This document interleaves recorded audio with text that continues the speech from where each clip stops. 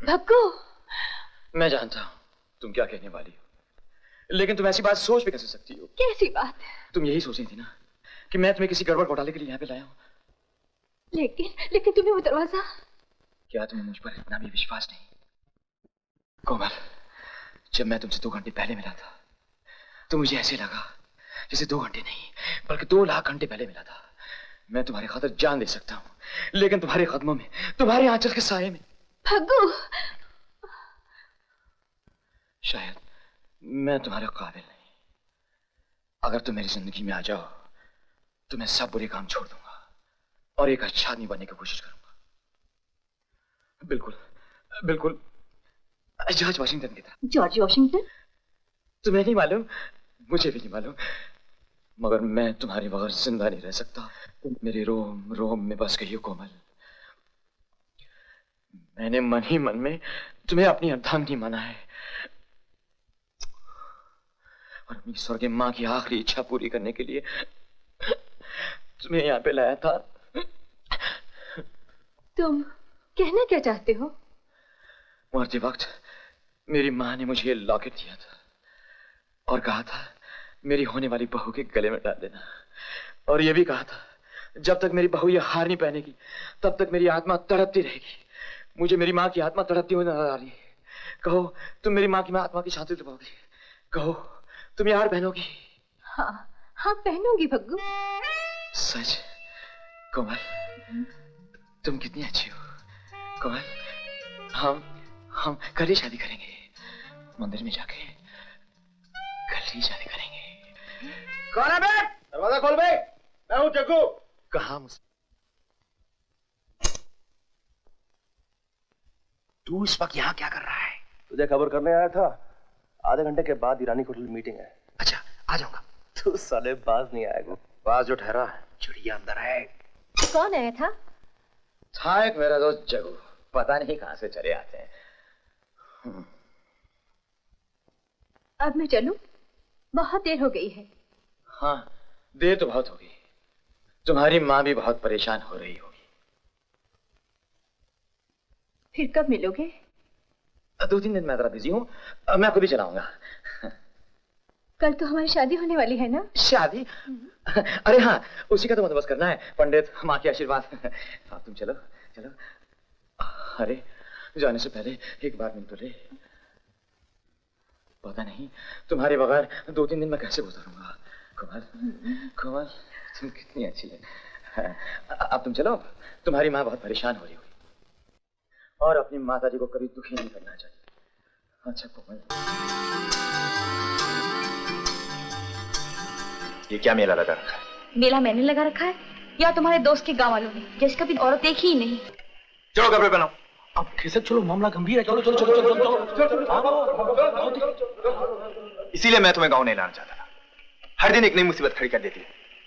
अगर तुम अपना रवैया नहीं बदल सकते हो शहर वापस चलिए। ये तो मर्द थे।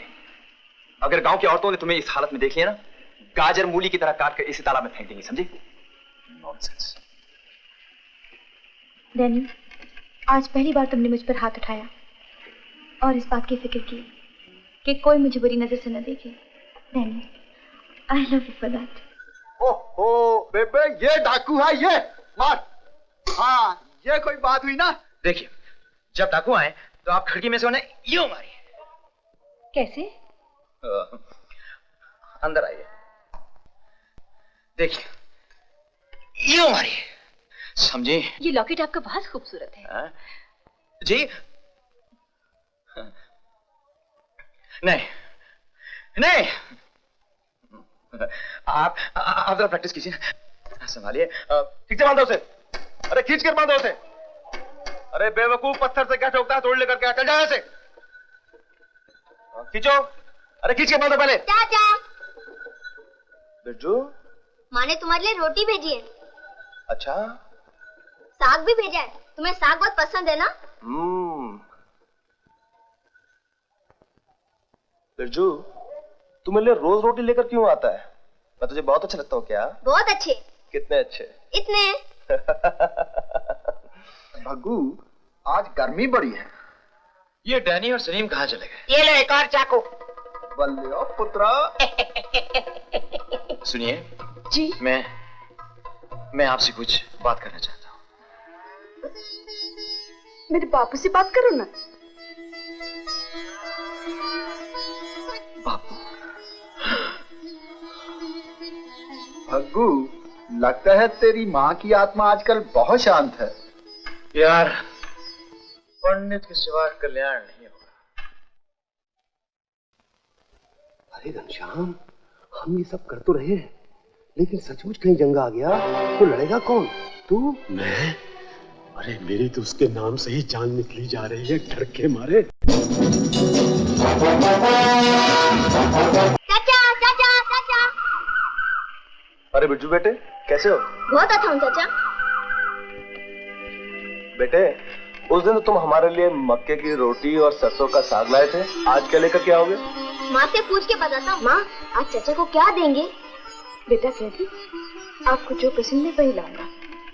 आपको जो पसंद है वो ही ले आऊंगा। अच्छा, हमें तो आपके घर का सब कुछ पसंद है। तो सब कुछ ले आऊंगा।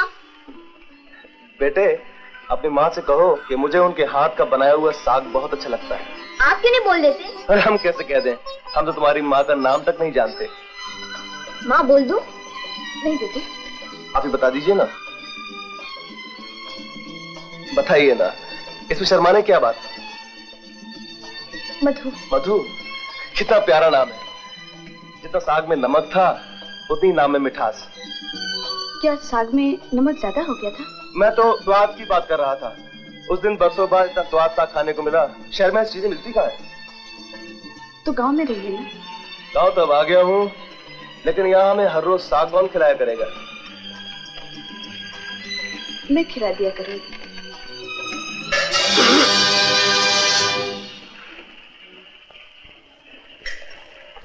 और साहब, आप तो पंचायत बुलानी ही पड़ेगी, वरना सारे गांव की इज्जत चली जाएगी। रामू का तो दिमाग खराब है।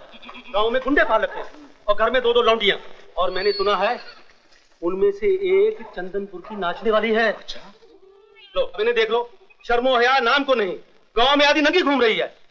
गांव के छोकरों की जिंदगी खराब करके रखी है। ए बुजुर्ग, सवाल की बात करो ना, मुंह तोड़ दूंगी। सुन लिया चौधरी, अब तो पंचायत बुलानी ही पड़ेगी। याद रखना छोकरी, तूने मेरी बेइज्जती की, तूने मेरा गला पकड़ा है, मैंने तुम्हें गांव से बाहर नहीं निकलवाया तो मेरा नाम हवलदार किशन लाली। मार दिया मार दिया मार दिया। उठा, उठा, उठा, उठा। देखा चंदू, देखा, अपने साथ साथ मधु को भी खराब कर रही है। मैं उसकी सास को कच्चा चिट्टा बता के आया हूँ। अब इसका फैसला तो पंचायत ही करेगी। चल भाग, चल भाग, चल, मारेगी मारेगी। अरे फुट फुट, बहुत देखी तेरे जैसे। मुझे मारती है। मेरी माँ जी, ये सब झूठ है। ये सब झूठ है, ये सब झूठ है। सच बता, नहीं तो मैं तेरी जान ले लूंगी। खेत पर गई थी या उस शहर के गुंडे के सामने डीजे मचकाने गई थी? दिन दहाड़े मेरी आंखों में धूल झोंक रही है। सारे गांव में तेरे कुकर्मों की चर्चा हो रही है। बहन ब्याह करने के बाद ही मेरे जवान बेटे को खा गई। अरे अभी तो उसकी चिता की आग भी ठंडी नहीं होने पाई और सुबह तन का आग बुझाने के लिए सामान इकट्ठा करने लगी। बेहया बेशरम, अगर तेरे तन बदन में ऐसे ही आग लगा है, जा किसी कोठे पर बैठ जा। खबरदार जब मुझे माजी का तो जबान पकड़ के खींच लूंगी।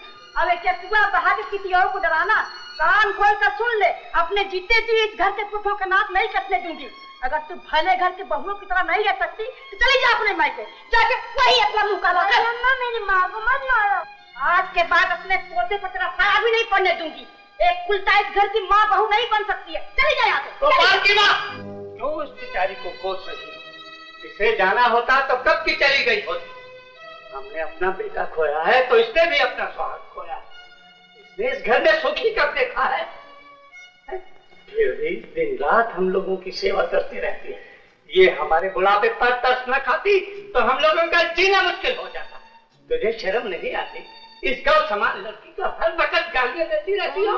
अरे मुझे तो चुप करा दोगे? गांव वालों का मुंह बंद करो फिर जाने। मैंने तुम्हें पहले ही कहा था चौधरी, इन लोगों को गांव में मत आने दो। क्या मतलब? किसी दो बातें कर लेने से क्या पाप हो जाता है?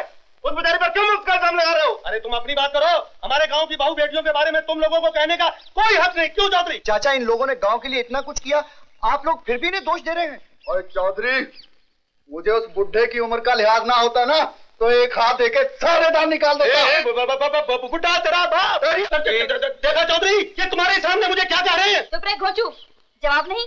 एक बेचारी गूंगी लड़की के खिलाफ सारा गांव आवाज उठा रहा है। इस पंचायत में औरतों को आने का हुक्म नहीं, और वो भी बदमाश औरतों को। चली जाओ जहाँ से और मुंह काला करो, ब्लैक फेस। खबरदार मेरी मंगेतर के बारे में कुछ कहा तो। आवाज छोड़ो इस गांव को। यहाँ रखा ही क्या है? हाँ यार, यहाँ रखा ही क्या है। हाँ, जाओ जाओ, तुम्हें रोकता ही कौन है? अरे पुलिस, मेरे होती है पुलिस का क्या काम?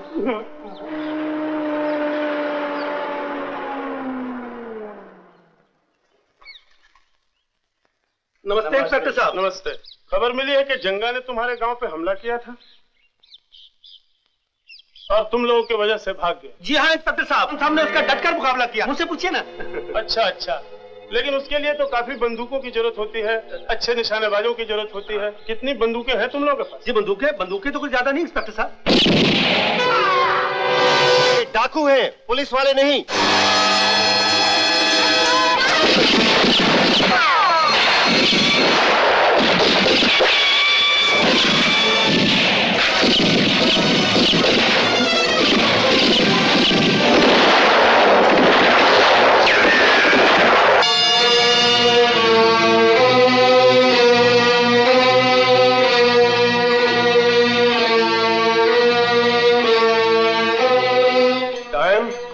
अब तू यहाँ किस लिए आई है? मेरे रामू को तो मरवा दिया, अब किसकी पारी है? तू जंगा से मिली हुई है, तू उसकी जासूस है। मैं तेरी जान ले दूं। नहीं। मैं अगर जंगा ने रामू को जान से मार डाला है तो तू कैसे बच गई? भैया मेरी बात तो सुनो। भैया, तवायफ का ना तो भाई होता है ना वो किसी की बहन होती है। जिससे ज्यादा पैसे मिल जाए उसी के हो जाती है। यही तो मेरी बदकिस्मती है। करीम!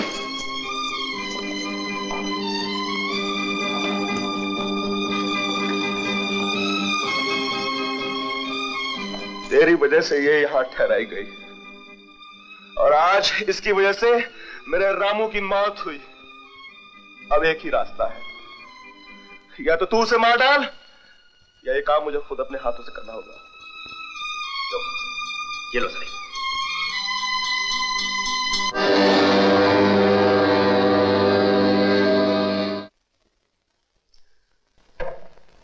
जलील औरत, रामू ने तेरा क्या बिगाड़ा था जो तूने उसे जंगा के हाथों बेच दिया? नहीं सलीम, ये झूठ है। मैंने किसी को धोखा नहीं दिया, किसी का खून नहीं करवाया।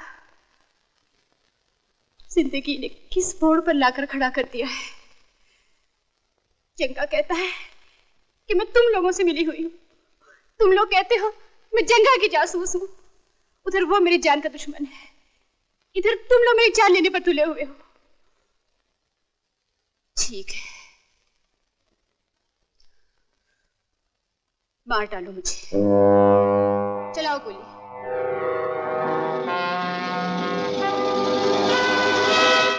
रुक क्यों गए? चलो। मैं जानता था बुज़दिल, गोली चलाते हुए तेरे हाथ कांपेंगे।